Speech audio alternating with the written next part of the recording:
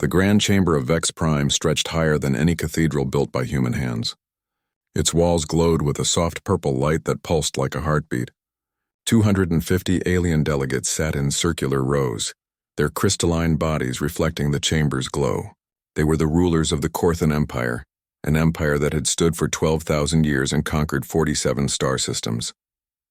High Chancellor Zexthor stood at the center of the chamber. His body was larger than the others, covered in deep blue crystalline plates that marked his age and rank. His 4 eyes scanned the assembled council with satisfaction. Today would be historic. Today they would vote on their next conquest. Council members, his voice boomed through the chamber, amplified by technology woven into the very walls. We gather to decide the fate of a small world in Sector 779. A world they call Earth. A holographic display materialized above the center of the chamber. A blue and green planet slowly rotated, its white clouds swirling across continents and oceans. The council members leaned forward, studying the image with interest. War Commander Velkoth rose from his seat. His crystalline body was deep red, marked with scars from 100 battles. "I have studied this world for 3 cycles," he said. "It is perfect for conquest. The dominant species calls themselves humans. They are weak, divided, and primitive." He gestured, and the hologram changed. Now it showed Earth's surface with lines dividing the planet into nearly 200 different territories. "Look at this," Velkoth continued. "They cannot even unite their own world. They fight among themselves constantly. They waste resources on conflicts that gain them nothing." Another council member stood. "What of their technology?" Velkoth's expression was what passed for a smile among his species. "Primitive nuclear weapons. Chemical rockets that barely reach their own moon. They have sent a few hundred individuals into space in their entire history. Their fastest ships would take them 70,000 years to reach the nearest star." Laughter rippled through the chamber. The idea of such limited technology amused them. The Korthan had mastered faster-than-light travel 8,000 years ago. "Their military capabilities?" another delegate asked. "Scattered and uncoordinated," Velkoth replied. "Each nation maintains its own military. They do not share technology or strategy. In fact, many actively work against each other. Their largest nations spend tremendous resources preparing to fight each other, not external threats. They have no planetary defense system, no unified command structure, no way to coordinate a response to an invasion." The hologram shifted again, showing images of human cities, factories, and farmland. "But look at their resources," Velkoth said, his voice taking on an eager tone. "Fresh water in abundance, diverse plant and animal life, metals, rare elements, and a population of 8 billion individuals suitable for labor. The planet sits in a perfect location between our outer colonies and the resource-rich Andor sector." One council member remained seated with his arms crossed. Scout Captain Draman had been quiet throughout the presentation, his green, crystalline body tense. Finally he stood. "I must speak against this plan," Draman said. The chamber fell silent. Opposition to War Commander Velkoth was rare. Velkoth turned to face him, his 4 eyes narrowing. "Speak then, Scout Captain," the High Chancellor said. Draman stepped forward.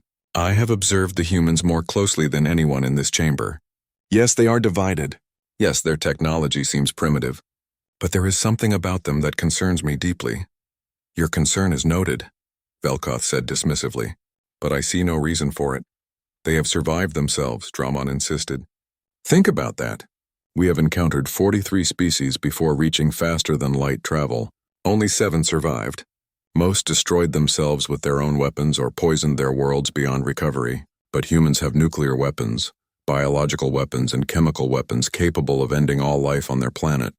They have had these weapons for almost a century, and yet their world still lives. So they are cautious," another council member said. "That makes them weak, not dangerous." "No," Draman shook his head. "It makes them survivors. I watched their information networks. I studied their history. They have fought thousands of wars. They have built and destroyed civilizations repeatedly. They learn from every conflict. They adapt.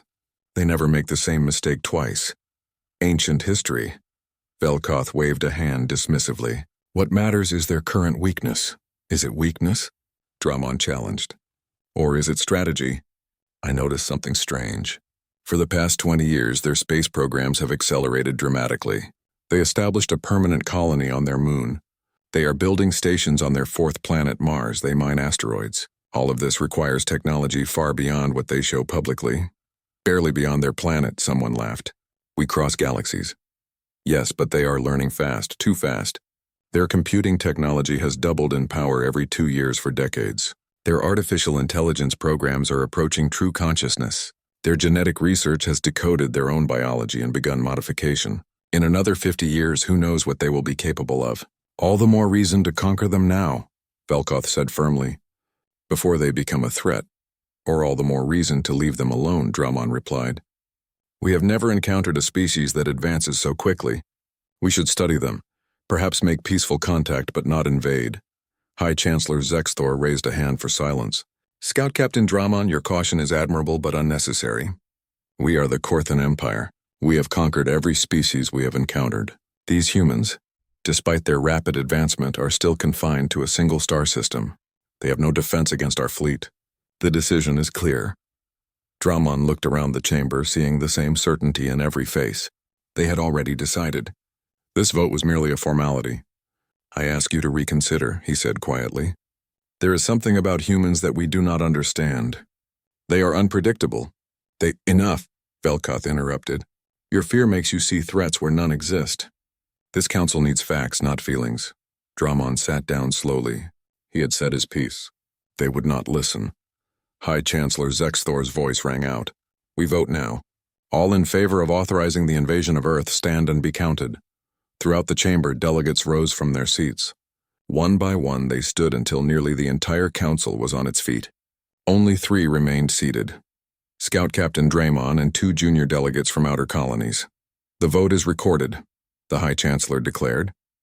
247 in favor, 3 opposed. The invasion of Earth is authorized. War Commander Velkoth, you will lead the assault. Prepare your fleet, Velkoth bowed. It will be my honor, High Chancellor. I estimate the humans will surrender within 1 solar cycle once they see the might of our fleet. Resistance will be minimal. The planet will be ours before the next council session. The chamber erupted in celebration. Delegates congratulated each other on the wisdom of their decision. They spoke of the resources Earth would provide, the strategic advantage it would give them, and the glory of adding another world to their empire. Only Dramon remained silent, staring at the holographic image of Earth that still rotated above the chamber center. The blue and green planet looked peaceful, almost innocent. But Dramon had studied the humans more than anyone else in this room. He had watched their entertainment, which glorified both war and peace. He had read their literature, which explored every possible future, including their own destruction. He had analyzed their military exercises, which practiced for threats from land, sea, air, and space. The humans were afraid of something. They had been preparing for something. What if they had been preparing for this? Scout Captain. Dramon turned to find a young delegate standing beside him. Yes? Do you truly believe they are dangerous? The young delegate asked quietly. Dramon looked back at the hologram of Earth. I believe they are survivors. And survivors are always dangerous when cornered. We are about to corner 8 billion of them in their only home. If I am right about them, they will not surrender. They will fight with everything they have. But what can they do against our fleet? That, Dramon said softly, is what worries me. I do not know. And the fact that I do not know, despite cycles of observation, means they are hiding something. The question is what and how long have they been hiding it? The young delegate looked uncertain. Perhaps you should speak with the High Chancellor again. He will not listen. None of them will. They see primitive technology in divided nations. They do not see what I see. What do you see? Dramon's 4 eyes remained fixed on the slowly rotating planet. I see a species that has survived ice ages, plagues, world wars, and nuclear weapons. I see a species that went from first flight to landing on their moon in 66 years. I see a species that never stops learning, never stops adapting, and never forgets an enemy. We are about to become their enemy. History will remember this vote, young one. I only hope the Korthan Empire survives long enough to learn from the mistake we are making today. The young delegate said nothing more. Around them, the celebration continued. Plans were being made. Ships were being assigned. Invasion. Admiral Jake Morrison was drinking coffee when the universe changed forever. He sat in his office at the Colorado Space Command Center, reviewing routine reports from Earth's orbital defense satellites. It was supposed to be a quiet Tuesday morning. Then every alarm in the facility started screaming at once. Morrison dropped his coffee cup and ran to the main command center. The room erupted in controlled chaos as officers rushed to their stations. The massive display screen on the front wall showed something impossible. "Sir," Lieutenant Sophie Kim said, her voice tight with stress, "we have multiple contacts at the edge of the solar system. Beyond Neptune. They just appeared out of nowhere." "Appeared?" Morrison moved closer to the screen. "What do you mean appeared?" "I mean they weren't there, and then they were. All 300 of them. Simultaneously." Morrison felt his stomach drop. 300. The number was almost funny. Earth's entire military space force consisted of 12 armed satellites, 6 small orbital defense platforms, and 2 experimental fighters. "Against 300 unknown contacts. Size?" he asked. "Ranging from 1 to 5 kilometers in length, sir. The largest is bigger than anything we've ever built." Morrison looked at the display. Tiny red dots marked the unknown ships. They were arranged in perfect military formation. This was not an accident. This was not a miscommunication. This was an invasion fleet. "Get me the president," Morrison said, "and activate Project Sentinel." "All of it." Lieutenant Kim's eyes widened. "Sir, Project Sentinel is still classified. If we activate it, every nation on Earth will know what we've been building. Every nation on Earth is about to have bigger problems," Morrison replied grimly. "Do it now." While Kim worked, Morrison watched the red dots on the screen. They were not moving yet, just sitting there waiting. The wait was almost worse than an attack. It gave everyone time to think. Time to be afraid. His phone rang. "Mr. President," Morrison said immediately, "we have a situation." Across the world, similar conversations were happening. In Geneva, the European Space Command detected the fleet. In Beijing, Chinese military satellites spotted the same formation. In Moscow, in Delhi, in Tokyo, in every nation with eyes on the stars, alarms were ringing. For the first time in human history, every nation faced the same threat at the same moment. Dr. Lisa Chen was in her laboratory deep beneath the New Mexico desert when her phone buzzed with an emergency code she had hoped never to see. She grabbed her security badge and ran for the elevator. Around her, other scientists and engineers were doing the same. They had all known this day might come. They had prepared for it for 20 years. Now it was here. The elevator plunged 300 meters into the earth to a facility that officially did not exist. The doors opened onto a command center that would have made any military general jealous. Dozens of screens showed data streaming in from all over the solar system. "Status," Dr. Chen demanded as she entered. "The Sentinels are responding," her assistant said. "All 48 platforms are powering up. The Mars shipyards are launching the reserve fleet. Asteroid bases are arming weapons." Dr. Chen allowed herself a tight smile. "So they don't know. They really don't know." 20 years ago, Earth's deep space probes had detected something strange, a damaged alien ship drifting dead in the outer solar system. Inside, they found technology that should not have existed, and a dying alien who warned them with its last breath that others would come. That discovery had changed everything. In secret, every major nation on Earth had contributed to Project Sentinel. They maintained the appearance of division, even fought proxy wars to make the deception convincing. But in the shadows they built. They prepared. They turned Earth's solar system into a trap. General Kevin Hayes stood in the emergency command bunker beneath the Pentagon, watching representatives from 50 nations appear on video screens around him. This bunker was the heart of the United Earth Defense Council, an organization that technically did not exist.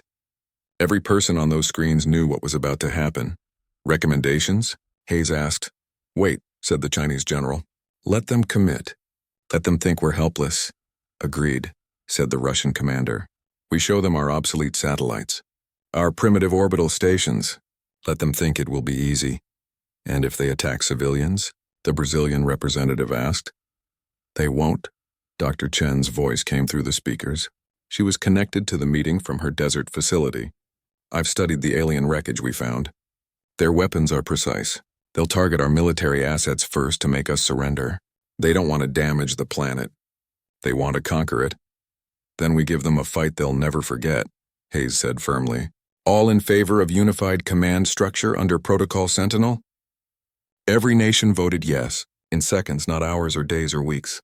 The decision that would have been impossible a day ago was now unanimous. Humanity had finally found something it feared more than itself. On the bridge of his flagship, War Commander Velkoth watched Earth grow larger on his display. The blue and green planet hung in the darkness like a jewel waiting to be claimed. His fleet had crossed the solar system without resistance. Not a single human ship had challenged them, not even a communication. "They are silent," his second officer observed. "Should we not have received surrender broadcasts by now?" "They are afraid," Velkoth said confidently. "Their primitive sensors probably just detected us. Give them time to panic. What if they resist?" Velkoth made a dismissive gesture. "With what?" "We detected their orbital assets. 12 small satellites with chemical explosives. 6 platforms with projectile weapons. Nothing that can threaten even our smallest ship. We will destroy their military capability in the first strike, then broadcast surrender terms. By this time tomorrow, Earth will be ours." His communication officer looked up from his station. "Commander, we are receiving a transmission from the planet." "Finally." "Put it on screen." A human appeared on the display. He wore a military uniform and stood in what looked like a command center. His face was calm, which surprised Velkoth. He had expected fear. "I am General Kevin Hayes of Earth," the human said. "You have entered our solar system without permission. You will leave immediately or face the consequences." Velkoth laughed. "I am War Commander Velkoth of the Korthan Empire. We do not need your permission.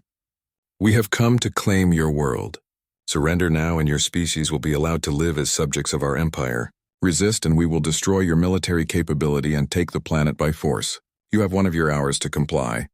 The human's expression did not change. "You have made a grave mistake, Commander. We are giving you one chance. Turn your fleet around and leave. You will not get another warning." "Bold words from a species with chemical rockets," Velkoth replied. "We will see how bold you are when your orbital stations are debris." "You'll see something," Hayes said quietly. "But I don't think it's what you expect." The transmission ended. Velkoth turned to his weapons officer. "Target their orbital defenses. Destroy them." Across the Korthan fleet, weapons powered up. Energy beams lanced out across space, striking Earth's satellites and platforms. Explosions blossomed in the darkness. In seconds, everything that Earth had openly put into orbit was destroyed. "All targets eliminated," the weapons officer reported. "Their orbital defense is gone." "Excellent. Now broadcast surrender terms to Commander," the sensor officer shouted. "New contacts. Multiple new contacts." Velkoth spun to face the display. His 4 eyes widened in disbelief. Where there had been empty space a moment ago, there were now ships. Dozens of them. They had been there all along, hidden somehow, waiting. But that was not the worst part. The worst part was what came next. From the surface of the moon, hatches opened that the Korthan sensors had never detected. Massive railguns emerged, weapons that used magnetic acceleration to fire projectiles at enormous speeds. They fired, and metal slugs the size of small buildings crossed the distance to the Korthan fleet in seconds. From Mars, where the Korthan thought humans had only a small research colony, warships launched. Real warships built in shipyards hidden under the Martian surface for 20 years. From asteroids throughout the belt, weapons platforms revealed themselves. They had been disguised as simple mining operations, but now they showed their true purpose. And from Earth orbit, the real defense network activated. Not primitive satellites, but advanced platforms with directed energy weapons powered by compact fusion reactors. Technology that should not have existed. Technology that humans had reverse-engineered from the alien ship they had found decades ago. Commander Amy Rodriguez led her fighter squadron from a base that the Korthan had never detected. It was built into a hollowed-out asteroid disguised as worthless rock. Her fighters were small, fast, and equipped with weapons specifically designed to counter Korthan shields. "All wings. This is Rodriguez," she said over the communication channel. "Remember your training. These shields can stop energy weapons, but they're weak against kinetic impact at the right angle. Hit them fast, hit them hard, and get out. Make every shot count." Her squadron of 40 fighters accelerated toward the Korthan fleet. They were so small that the alien sensors almost missed them. By the time the War Commander Velkoth stared at the damage reports and felt his confidence crumbling. His fleet had limped to the outer solar system, beyond the orbit of Neptune, to regroup and repair. 5 capital ships destroyed, 15 more damaged badly enough to need major repairs. And all of it happened in less than an hour of combat. "How many casualties?" he asked quietly. 12,000 dead, his second officer replied. Another 8,000 injured. 12,000. In a single engagement against a species that was supposed to be primitive. Velkoth had led campaigns that conquered 3 worlds without losing even 100 soldiers. This was a disaster. "What is the status of our reinforcements?" "High Chancellor Zexthor is sending 200 additional ships. They will arrive in 3 solar cycles." 3 cycles. Velkoth looked at the display showing Earth, that deceptively peaceful blue world. 3 cycles gave the humans time to prepare more surprises. But what choice did he have? His fleet could not attack again without reinforcements. "Commander," the science officer approached carefully, "I have completed analysis of the human weapons. Tell me, their railguns use technology similar to our own magnetic acceleration systems, but modified in ways we never considered. Their directed energy weapons are powered by fusion reactors we thought impossible at their technological level, and their missiles use warheads that specifically target the weak points in our shield matrix. How did they know our shield weaknesses?" The science officer hesitated. "Commander, I believe General Hayes was telling the truth. They found one of our scout ships, the one we lost contact with 23 years ago. We assumed it was destroyed by natural phenomena. But what if the humans captured it? They would have had over 20 years to study our technology." Velkoth felt cold anger rising in his chest. 20 years. They had 20 years of warning and we had no idea. "There is more, Commander. I have been monitoring their communication networks. They are not in chaos as we expected. Instead, they appear to have a unified command structure. All nations are working together. This is not the divided world our scouts reported. How is that possible? We observed them for 3 cycles. We saw their conflicts. Perhaps we saw what they wanted us to see. Commander, I think we have greatly underestimated these humans." On Earth, Lieutenant Sophie Kim sat in a small room that few people knew existed. She was not a fighter pilot or a soldier. She was something more dangerous. She was a cyber warfare specialist, and she was about to prove that humans could fight wars in ways the Korthan never imagined. "Ready?" asked her team leader, Captain Ryan Foster. "Ready," Sophie confirmed. She typed commands into her computer, accessing a program 20 years in development. Initiating infiltration protocol. Years ago, when humans first discovered the alien scout ship, they did more than study its weapons and shields. They studied its computer systems. They learned its communication protocols. And they built a virus specifically designed to infiltrate Korthan networks. Now that virus reached out across space, riding on the same communication waves the Korthan fleet used. It was subtle, disguised as background radiation. The Korthan security systems never noticed it slip past their defenses. "I'm in," Sophie said, her fingers dancing across the keyboard. "I have access to their sensor network. Can you see their fleet disposition?" "Better than that. I can feed them false information." Sophie smiled. It was not a kind smile. "Let's make them see ghosts." Across the Korthan fleet, sensor systems began reporting phantom contacts, ships that were not there, weapons charging that did not exist. The reports were subtle at first, easy to dismiss as sensor glitches, but they multiplied, creating confusion and uncertainty. Captain Ryan Foster commanded a ship that, officially, did not exist. The Nightfall was humanity's first stealth vessel, built using technology reverse-engineered from the alien scout ship and improved with human innovation. Its hull was coated with materials that absorbed sensor waves. Its engines were designed to minimize heat signature. On Korthan sensors, it was almost invisible. "Take us in," Foster ordered. "Nice and slow. Let's see how close we can get." The Nightfall drifted toward the Korthan fleet like a shadow, moving through space at a speed that seemed impossibly slow, but avoided detection. Foster watched his own sensors as they approached the damaged alien ships. 300 meters, his pilot whispered. 200. "Commander, we are inside their formation." Foster looked at the massive Korthan warships surrounding them. If the aliens detected them now, the Nightfall would be destroyed in seconds. But the aliens saw nothing. Their sensors looked right past the small human ship. "Target the cruiser on our port side," Foster ordered, "the one showing heavy damage. Put a torpedo into its engine section." "Aye, sir." The torpedo launched, using cold gas jets instead of a rocket engine. It moved slowly, silently, crossing the distance between ships. By the time the Korthan detected it, the weapon was too close to stop. The explosion ripped through the damaged cruiser's engine section. Secondary explosions followed as fuel systems failed. The ship went dark, dead in space.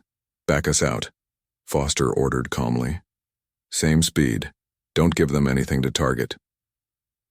The Nightfall vanished back into the darkness, leaving chaos behind. The Korthan fleet scrambled to find the attacker, but their sensors showed nothing. It was as if the ship had destroyed itself. Dr. Lisa Chen stood in the desert facility, watching data stream in from across the solar system. Everything was going better than expected, but she could not allow herself to relax. The real test was still ahead. "Status on the Defiant?" she asked. "Faster than light drive is online and stable," her assistant reported. "Captain Greg Sullivan says they're ready for test flight. Tell him to wait. We need that ship functional when the Korthan reinforcements arrive." Chen pulled up a star map showing Korthan space. "What about the long-range probes?" "Still transmitting. We've mapped 17 Korthan systems, all heavily defended, but we found something interesting." "Show me." The display changed to show a different star system. "This is the Valari system. It's under Korthan control, but our probes detected encrypted communications that don't match Korthan protocols. We think there's a resistance movement." Chen leaned forward, studying the data. "A resistance? You mean the Korthan have rebels in their own territory?" "Not Korthan rebels, Valari rebels. They were one of the species the Korthan conquered. According to the transmissions we intercepted, there are several subject species under Korthan rule. None of them are happy about it." Chen felt a plan forming in her mind. "Can we communicate with them?" "Probably, but it would reveal our faster-than-light communication capability. Do it anyway. If we're going to fight the Korthan Empire, we'll need allies. Reach out to these Valari. Tell them Earth is fighting back. Tell them they're not alone anymore." On Vex Prime, High Chancellor Zexthor read Velkoth's report 3 times, each time hoping he had misunderstood. But the words did not change. 5 ships destroyed. The humans had been waiting. They had advanced technology. They had fought back successfully. "This is impossible," Zexthor said to his council. Scout Captain Dramon's observation showed a primitive species. Dramon, who had been summoned to the emergency session, spoke carefully. "With respect, High Chancellor, my observation showed a species that advanced very quickly. I warned the Council that humans were unpredictable." "You said they were dangerous," another council member snapped. "You did not say they had weapons capable of destroying our ships?" "Because I did not know they had captured one of our scouts," Dramon replied. "If I had known that, I would have recommended immediate withdrawal from their space." "It is too late for that now," Zexthor said grimly. "We cannot appear weak. If other subject species learn that humans defeated our fleet, rebellions will spread across the Empire. We must crush Earth completely. We must make them an example." "Then we need more than 200 ships," Dramon warned. "We need to treat this as a major military operation, not a simple conquest." "Agreed. I am authorizing the deployment of 500 additional warships. That will give War Commander Velkoth 700 total. Surely that is enough to conquer one world." Dramon said nothing, but doubt showed in his expression. He had seen human determination, human creativity, human stubbornness. He had watched their entertainment, which frequently showed scenarios where small forces defeated large ones through clever tactics. He had read their military history, filled with unexpected victories against overwhelming odds. 700 ships might not be enough, but he knew the Council would not listen if he said that aloud. 3 months after the first battle, Captain Greg Sullivan stood on the bridge of the Defiant, humanity's first faster-than-light ship. It was not as large as Korthan warships. It was not as heavily armed. But it had something the Korthan did not expect. It existed. All systems green, the engineer reported. Faster-than-light drive is charged and ready. Course plotted to the Korthan fleet position, the navigator added. Sullivan looked at his crew. They were volunteers, everyone. They knew this was dangerous. They knew they might not come back. But they had volunteered anyway because Earth needed them. Take us out, Sullivan ordered. The Defiant rose from its hidden shipyard on Mars, accelerating away. Ambassador Maya Patel had been a diplomat for 15 years, but she had never faced a situation like this. She stood on the bridge of the Defiant, watching the viewscreen show an alien world for the first time in human history.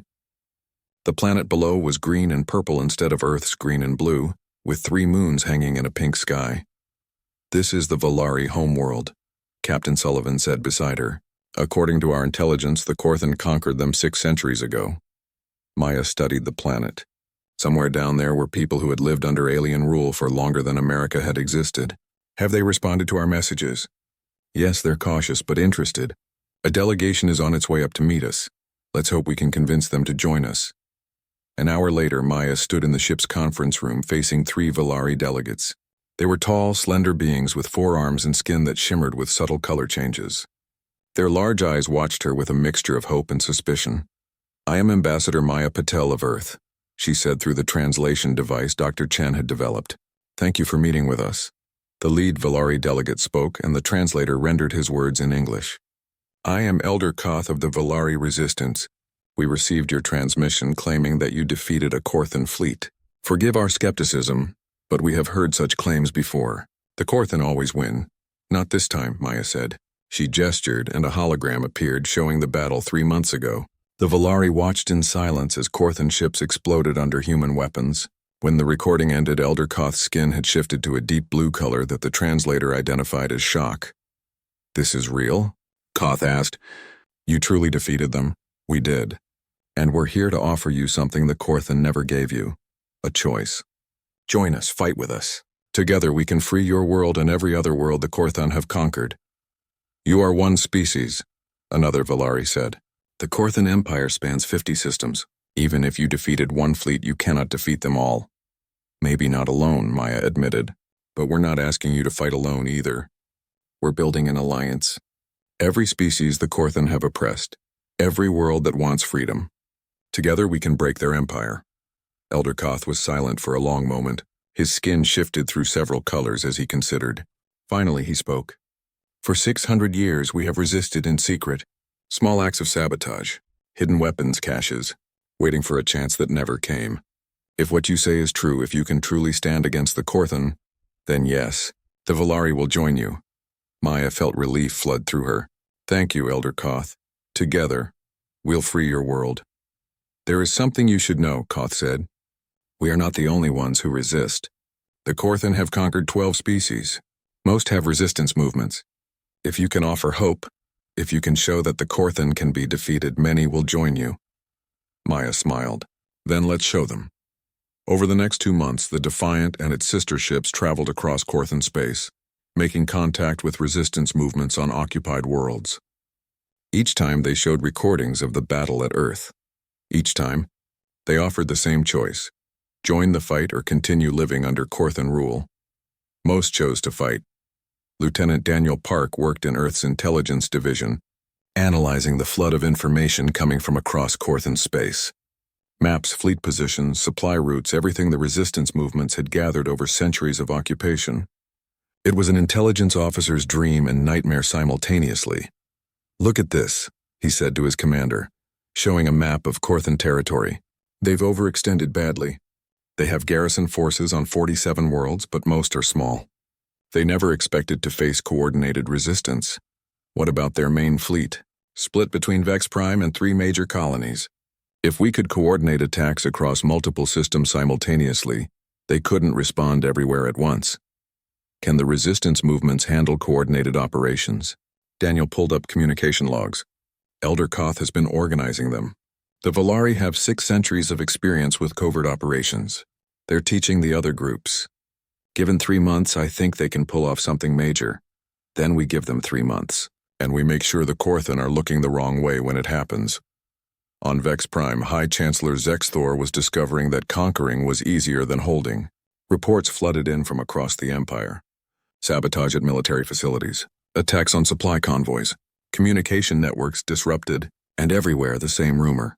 Humans from Earth were arming the resistance. How many ships have we lost to these attacks? He demanded. 47 in the last 2 months, his military advisor reported. Nothing major, mostly supply ships and small patrol craft. But the attacks are increasing. And the humans? We have confirmed sightings of human ships in 12 systems. They appear to be making contact with resistance movements, providing weapons and training. Zexthor slammed his crystalline hand on the table. Impossible.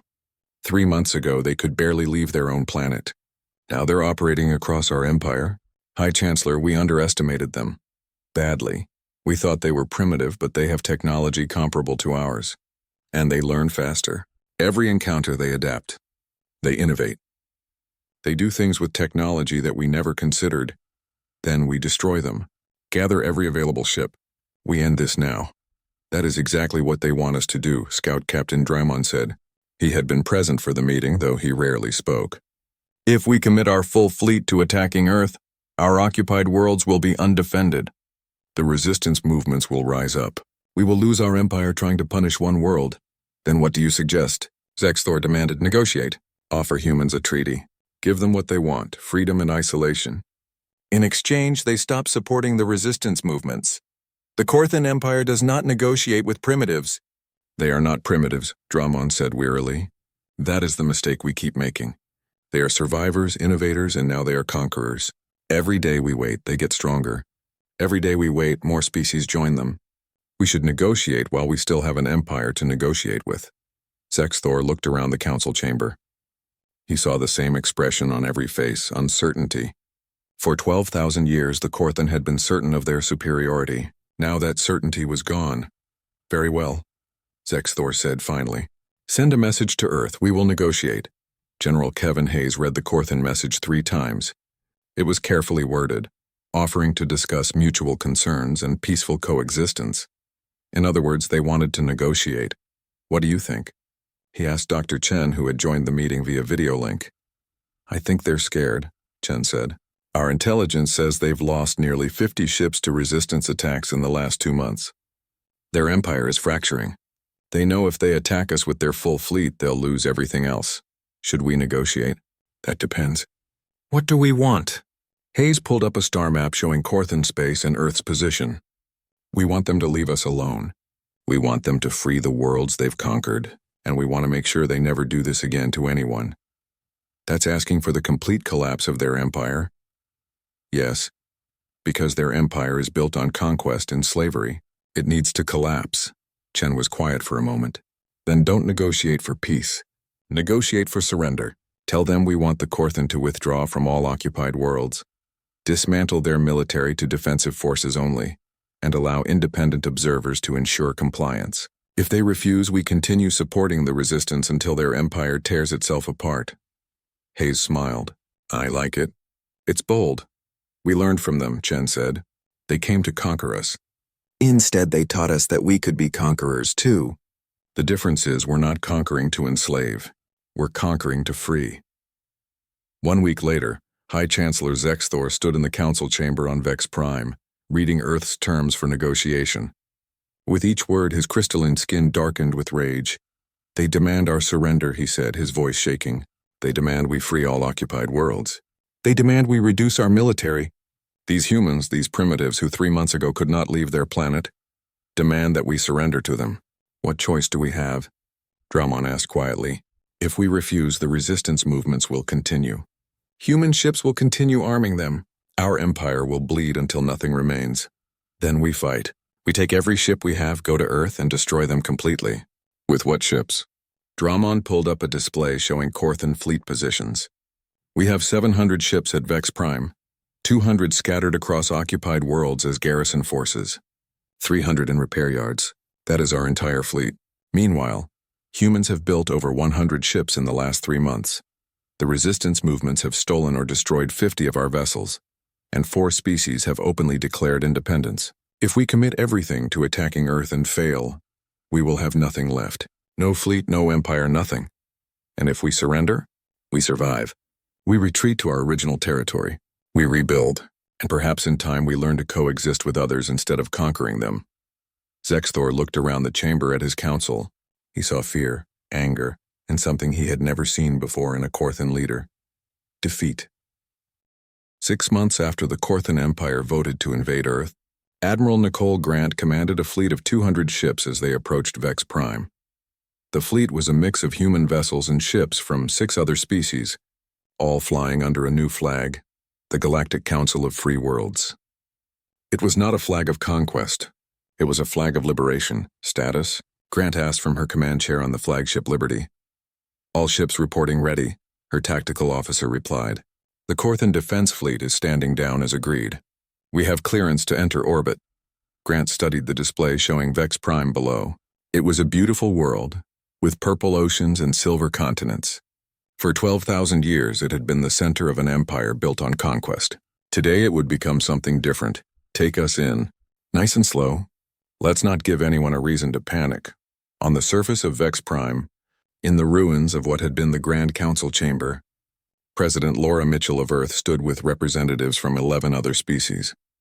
The chamber had been damaged during a failed military coup 2 months earlier, when hardline Korthan officers tried to overthrow High Chancellor Zexthor rather than accept surrender. The coup had failed, but it left scars on both the building and the Korthan leadership. Are you certain this is the right place? President Mitchell asked Ambassador Maya Patel, who stood beside her. Very certain, Maya replied. This is where they voted to invade Earth. This is where their empire began to fall. It's fitting that this is where we build something better. A door opened and High Chancellor Zexthor entered, followed by Scout Captain Dramon and a small group of Korthan officials. Zexthor looked diminished somehow, his crystalline body seeming duller than before. The weight of surrender hung heavy on him. President Mitchell, Zexthor said formally, the Korthan government is prepared to sign the treaty. Before we do, Mitchell said, I want to make something clear. We're not here to humiliate you, Chancellor. We're here to ensure this never happens again. To anyone, noble words, but you are still victorious and we are defeated. Yes, because you made the choice to invade us. But now you have another choice, how you move forward from this defeat. You can cling to the past, to dreams of empire and conquest, or you can build something new, something better. Zexthor looked around the damaged chamber. This room has stood for 8,000 years. In that time, the Council has voted to conquer 47 worlds. We never lost. We never surrendered. We never imagined we could. Pride comes before the fall, Maya said gently. It's an old human saying. It means that arrogance leads to destruction. We were arrogant, Zexthor admitted. War Commander Velkoth told us Earth would fall in 1 solar cycle. Instead, you destroyed his fleet, reverse-engineered our technology and built an alliance that is now dictating terms to us in our own capital. Our arrogance cost us everything. Not everything, President Mitchell said. You still have your homeworlds. You still have your people. You still have a future. It's just a different future than you imagined. Dramon stepped forward. If I may speak, High Chancellor? Zexthor nodded wearily. I have spent the last month studying human history more deeply, Dramon said. What I found is instructive. Humans have conquered and been conquered many times. They have built empires and seen those empires fall, but they learned from each cycle. After their most devastating war, instead of crushing their defeated enemies, they helped them rebuild. Those former enemies became strong allies. Perhaps we can learn the same lesson. An interesting perspective, Mitchell said. Scout Captain Dramon, wasn't it? You were the one who warned against invading Earth. I was, though I must admit even I underestimated you. I thought you were dangerous. I did not realize you were unstoppable. We're not unstoppable, Mitchell corrected. We just refuse to stop. There's a difference. Now shall we sign this treaty and start building a better galaxy? The signing ceremony was simple. No grand speeches, no military displays. Just representatives from 12 species putting their marks on a document that changed galactic history. The Treaty of Vex Prime had 3 main provisions. All occupied worlds would be freed. The Korthan military would be reduced to defensive forces only under international observation, and a new galactic council would be formed where all species had equal voice. Watching from orbit, Private Sam Chen stood at the viewing port of his transport ship, looking down at Vex Prime. He was part of the ground forces being deployed to help maintain order during the transition. His sister, Dr. Lisa Chen, had made this moment possible with her work on Project Sentinel. Now he would help secure the peace she had fought for. Nervous?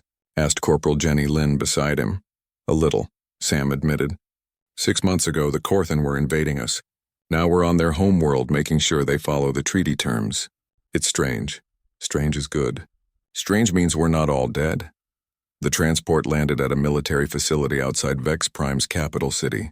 As Sam and his unit disembarked, they were met by a group of Korthan soldiers. For a tense moment, neither side moved. Then a Korthan officer stepped forward and raised his hand in what Sam guessed was a peaceful gesture. "I am Commander Sorath," the alien said through a translator. "Welcome to Vex Prime. We are here to assist with the transition." Sam returned the gesture. "Private Sam Chen, Earth Defense Forces. We're here to help maintain security during the drawdown. The humans who defeated our fleet," Sorath said, studying Sam with his 4 eyes. "You do not look like warriors." "We don't have to look like warriors," Sam replied.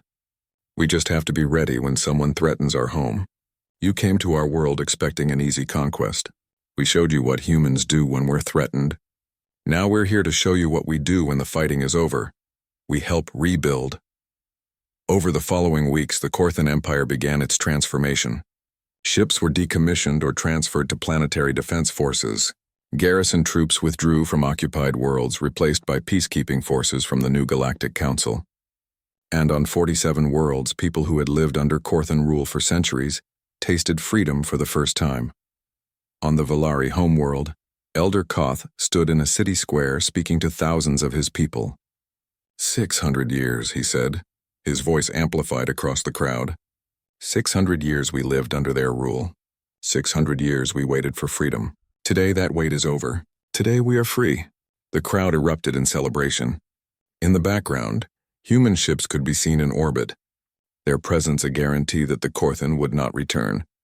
Admiral Jake Morrison, who had commanded Earth's defenses during the initial invasion, now commanded the peacekeeping fleet. He stood on the bridge of his flagship, watching reports come in from across former Korthan space.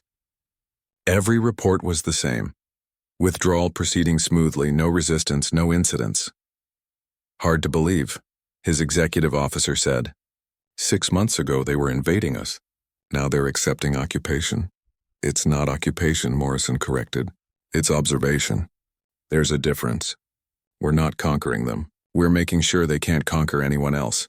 Still feels like we won? We did win. But winning was just the first step. The hard part is building something better from the victory." On Earth, Dr. Lisa Chen stood in the facility that had been the secret heart of Project Sentinel. Now it was being converted into the headquarters of the Galactic Scientific Exchange, a program to share technology and knowledge between species. "Strange to think this all started with a damaged alien ship," her assistant said. "Not strange," Chen replied. "Inevitable. The universe is too big for anyone to be alone forever. We were always going to meet other species eventually. We just got lucky that our first contact was with a damaged scout ship instead of a full invasion fleet. That gave us time to prepare. Do you think the Korthan would have won if we hadn't found their ship?" Chen considered the question carefully. "Maybe, probably. But I like to think we would have found a way. Humans are good at adapting. It's our best survival trait. We would have taken casualties, lost battles, maybe even lost Earth. But we would have kept fighting. And eventually we would have found their weaknesses and exploited them. It just would have cost many more lives. So finding the scout ship saved us? No, finding the scout ship saved them. Because if they had invaded without warning, without us being prepared, humanity would have been desperate. And desperate humans are dangerous. We might have developed weapons that would have destroyed both our species. By giving us time to prepare, that scout ship gave us the option of measured response instead of desperate retaliation.